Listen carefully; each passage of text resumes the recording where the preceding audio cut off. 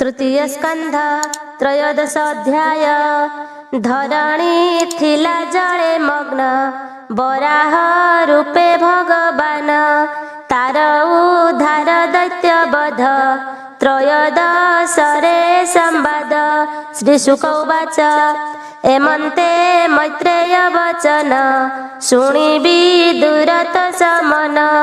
कृष्ण चरिते भाव भरी पुणी पूछई पाद धरी। विदुर उवाच से स्वयं भुव नृपवर साक्षाते ब्रह्मार शरीर जे सत रूपा पत्नी तार स्वभावे ब्रह्मार शरीर निर्मित नर नारी रूपे विष्णुआदेश विश्वकल्पे मैथुन भावे से रहिले केमंते सृष्टि भी आइले। से राजा ऋषिर चरित कही संतोष कर चित्त ए कृष्ण कथा पुण्य जस श्रवणे चित्त कला आस। मैत्रेय उवाच शुण विदुर एक चित्ते तू जहा पचारिलु मते ब्रह्मार शरीर संभव पत्नीर तुले स्वयंभुव कर अंजलि सिरे देई बोलई ब्रह्मा मुख चाही तू सर्व जंतुंकर पिता जन्म संपद वृत्ति दाता आम्भे तो हर प्रजा गणे जेमंते से बूत चरणे से आज्ञा दिय वेद बर तोर चरणे नमस्कार जे कर्म साधी अतिरेके सुजस इह परलोके लभन्ति प्राणी आत्म सुखे से आज्ञा दिय तात मुखे एमन्ते पुत्रर वचने ब्रह्मा कहिले तो समने। ब्रह्मा उवाच शुण कुमार साधु धीर तू ए संसारे नृपवर निर्मल हृदय तू पचारु जेने संवाद शिष्य गुरु तोठारे होइली प्रसन्न तोहर हेउ जे कल्याण पितार आज्ञा सिरे धरी सुदूरे सर्व परिहरी एहार संगे तू ही रम संतति कर आत्म सम धर्मे पालन कर मही विष्णु को पूज यज्ञ दाही प्रजा पालने कर आशा तेणे मो होइब शुश्रूषा प्रजा पालन धर्म कले विष्णु संतोष हन्ति भले जे यज्ञ रूप जनार्दन जाहाकू नुहन्ति प्रसन्न से श्रमे जेते कार्य करे व्यर्थ सबु जान भले। मनु उवाच भोनाथ तोहर आदेशे सृष्टि मु करिबि विश्वासे मु सृष्टि सरजीवी काहीं ए जळे धरणी तो नाही तार उद्धारे यत्न कर जेमन्ते सृष्टिर संचार। मैत्रेय उवाच एमन्ते पुत्रर वचने ब्रह्मा विचारे निज मने पूर्वे प्रलय जल राशि पवन संगे मुझे ग्रासी पृथ्वी निवेशिली जले प्रजा कल्पिली जग बळे देव सुर पितृ नर पशु पतंग महाधर पशु पतंग महिधर वृक्ष सधि उच्च नीचे धरणी स्थापिली जे संचे एबे तो जळे नाही मही एमंत ब्रह्मा विचारई जळे न देखिब सुंदरी विधाता मने ध्यान करी मही बुड़िला महाजळे केमंते उद्धरी बिबळे जार हृदयरु अवतरी मुए संसारे अधिकारी से हरि जेबे दया करे धरणी आपणे उद्धरे नोहिले मोर सत्य नाही एमन्ते विष्णु पाद ध्यायी ब्रह्मा रहिले स्तंभीभूते शुण विदुर एक चित्ते तक्षणे प्रभु नर हरि बालशूकर रूप धरी अंगुष्ठ प्रमाण शरीरे जन्मिले ब्रह्मानाश द्वारे पुणी क्षण के गज प्राय अद्भुते बढ़े तारकाए मरीचि आदि मुनि जेते सनत कुमार सहिते देखंती बराह शरीर क्षण क्षण के अगोचर ऋषिंकी चाहि वेदवर कहंती देखिता शरीर अंगुष्ठ मात्रे जात होई पर्वत समाने बढ़ई ए अबा अटे भगवान ममन खेद जानी जन्म एमंत जानी वासुदेव गर्जिले गजेन्द्र स्वभाव ब्रह्मादि ऋषिंक समेते हरस कले सर्वचिते दिगपुरी लागर जंते अद्भुत शब्द सहिते शुणी चकित मुनि जने आनंदे विचारन्ति मने से माया मय नर हरि छद्मेषु कर रूप धरी जन सत्य तप निवासी मिली सकल ब्रह्म ऋषि स्तुति करन्ति मन तसे धरणी उधरी बासे जाहार गुण अनुवादे क्षमनु हंति चारि वेदे जारूप मन ज्ञाने चिंती अशेष शास्त्रे न जानती मुनिंक स्तुति वाक्य शुणी तक्षणे प्रभु चक्रपाणि देवंक हितार्थे हरि पुणीषु कर नाद करी गजेन्द्र लीला करी हेळे विष्णु पशिले महाजळे खुर लांगुड़ मुखे ताड़ी शबद शुभे घड़ घड़ी जल प्रवेश पूर्वे हरि पुछ उत्क्षेप ऊर्ध्वे करी लंफरे आकाशे उठिले कठोर सटा कंपाइले बराह देह जल कणे शून्य तीन तिले देव गणे लांगुड़ वृष्टि जल राशि लांगुड़ वृष्टि जल लागी दिगे होइले सौभागी सुतीक्ष्म खुर क्षिप्त जले समुद्र उछुले कल्लोळे पर्वत प्राय देह कांति ज्योतिष मुहे झटकंती मही खोजंती घ्राण बासे धरणी उधरी बासे कराळ दंत ओष्ठ पाटी ऊर्ध्वे मुनिंकी देई दृष्टि तक्षणे शब्द करी जळे पशिले समुद्र कल्लोळे अंग पड़न्ते वज्र प्राय देखि जल अधिक लाभये तरंग कर उचे करी डाकई रख दई तारी हे जगेश्वर त्राहि कर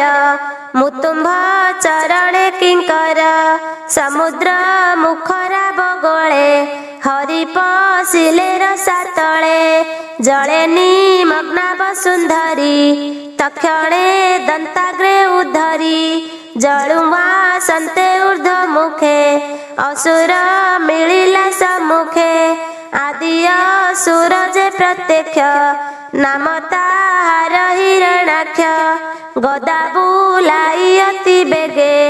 मिलिला यज्ञपति आगे मत मातंग जने मही कर्कश दंते विदारई लीलाए असुर संहारी गजको जैसने केसरी ता देह दशने विदारी धरणी घेनी विजे करी तमाल नीलवर्ण देही शुक्लती खण दंत दुई दशन अग्रे मही रहे चंद्रे कलंक जने सोहे संगते मुनि वृंद घेनी स्तुति करन्ति पद्मजनी ऋषय उचु हे यज्ञ रूपी जनार्दन तोर विहार त्रिभुवन जयतु जय भगवान तु वेदमय विद्यमान यज्ञ मूर्ति निज पिंडे जे यज्ञ धर्म कर्म कांडे तोर शरीर रमकूपे समुद्र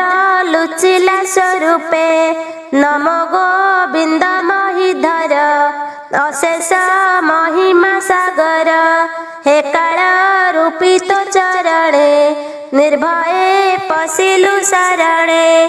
यज्ञादि आत्मा तो शरीर दुष्कृत जने अगोचर तो देह चर्मे वेद बसे अनल रोमकूपदेशे घृत आहुति नेत्र जुगे चतुर होत्र पाद भागे ए यज्ञ स्थूल तोर तुंडे श्रुव निर्मित नासा खंडे इड़ा उदर अनुबंधे चमस रहे कर्ण रंध्रे प्रासित बसे तोर आसे ग्रहे बसंती तोर ग्रासे चारबणे अग्निहोत्र रहे दीक्षात अनुजन्म बहे जे उपसदति निष्ठे से तोर ग्रीवादेश अटे दंते प्रायणी उदयिनी जिह्वारे प्रवर्ग्य कुघेनी शिरे मरहित अग्नि आबर उपासना बन्ही प्राणे बसंती चित्ति गण सोम तोरे तो आचरण सवन तोहर अवस्था सप्त धातुए तोर संस्था तो देह संधि सर्वशस्त्र तु सर्व यज्ञ क्रतु मात्र मंत्र देवता रूप तुही तु द्रव्य क्रतु क्रिया होई वैराग्य भक्ति आत्मजये कराऊ ज्ञान उदये तु विद्या गुरु ज्ञान दाता सकल जीव पिता माता अखिल मूर्ति भगवान तोर चरणे नमो नमो तोदंत अग्रे वसुंधरी विराजे निज रूप धरी किय बा देवा पटांतर जले जे सने करिबर पत्र समेते पद्म बहे तोदंत अग्रे तेन्हे सोहे ए जे सुकर तोर देह अशेष यज्ञ वेदमय दंते धरणी करे शोभा किबा उपमा ताहा देवा पर्वत शृंगे जलधर जेमन्ते दिशई सुंदर तेमन्ते शोभित धरणी तोदंत अग्रे चक्रपाणी एबे धरणी स्थाप जळे भोनाथ तोर माया बळे ए भूमि जीवलोक माता तु नाथ जीवलोक पिता तो बिनु अन्य के बाबळे मही उद्धरे महाजळे एणु विस्मय आम्भ नाही अति विस्मय विश्वे जेहि ताहाकु तुही माया बळे सर्जना कलु ए सयळे ए जे ईश्वर तोर देहि सकल वेदमय एहि जळे कंपन्ते तो शरीर जलधि दिशे भयंकर तोर मग्र जल राशि उछुली शून्य मार्गे आसी जनत पसत्य भुवने आम्भे जे रहु तो समने तोर मो जले करि स्नान आनंदे तो सकलु मन पवित्र कलु पिंड प्राण तोर शरण नारायण तो कर्म पार जानिबारे जे जन मने बांछा करे से निसे अटे मंदमती काहू जानिब तोर गति तो जोग माया गुण बळे आम्भे मोहित ए सयळे एणु विश्वकु सुख देई आम्भंकु करनाथ त्राही मैत्रेय उवाच ब्रह्मादि मुनिका वचने बराह